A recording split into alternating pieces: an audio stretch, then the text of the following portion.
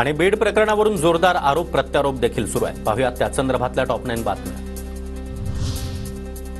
धनंजय मुंडे आणि पंकजा मुंडे यांनी वाल्मिक कराडची मसल आणि मनी पॉवर वापरली, अंजली दमानिया यांचा आरोप। त्यांची मसल, मनी पॉवर आणि सगळी पॉवर वापरली गेली। आमचा आक्षेप याच्यावरच आहे की यांची मसल पॉवर वापरणारे कोण आहेत। तिथे दोनच आमदार आहेत त्यांची मसल पॉवर वापरणारे, एक धनंजय मुंडे आणि एक पंकजा।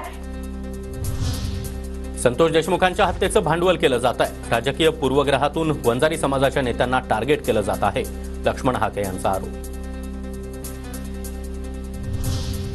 स्वतःचं पाप झाकायला ओबीसी करू नका, धनंजय मुंडे मी घाबरत नाही, 25 जानेवारी नंतर मला भेटा। पैठणमधील मोर्चातून मनोज जरांगेंचा धनंजय मुंडेंना इशारा।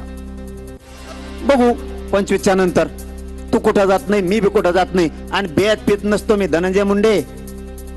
ते बनकारी इथून पुढे तरी बेत पीत नसतो। तू 25च्या नंतर भेटू, आता जरा यागड्या याच्यातच भेटावं लागेल। वाल्मिक कराडला 2022 मध्ये ईडीची नोटीस, मग कराडवर कारवाई का नाही? खासदार सुप्रिया सुळे यांचा राज्य सरकारला सवाल। वाल्मिक कराडला विशेष वागणूक का दिली जाते, सुळेंची टीका।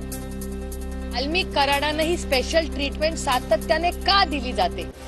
2 दिवस जेव्हा धमकी दिली, 2 दिवस तेव्हा जर पोलिसने ऍक्शन घेतली असती तर कदाचित संतोष भाऊंची हत्या झाली नसती। वाल्मिक कराडचं समर्थन करत असल्याचं सांगत परभणीमध्ये लक्ष्मण हाके यांना आंबेडकरी अनुयायांकडून बोलू दिलं गेलं नाही, तर मी कुठेही वाल्मिक कराडचं समर्थन केलं नाही, हाकेंचं उत्तर।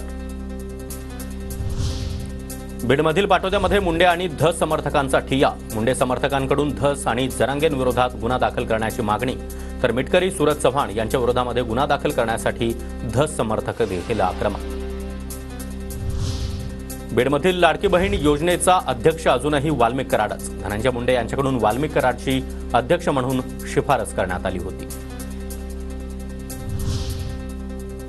राज्यभरातील ग्रामपंचायतींमध्ये आज काम बंद आंदोलन, बीड सरपंच संतोष देशमुख हत्या प्रकरणाचा सरपंच परिषदेकडून निषेध।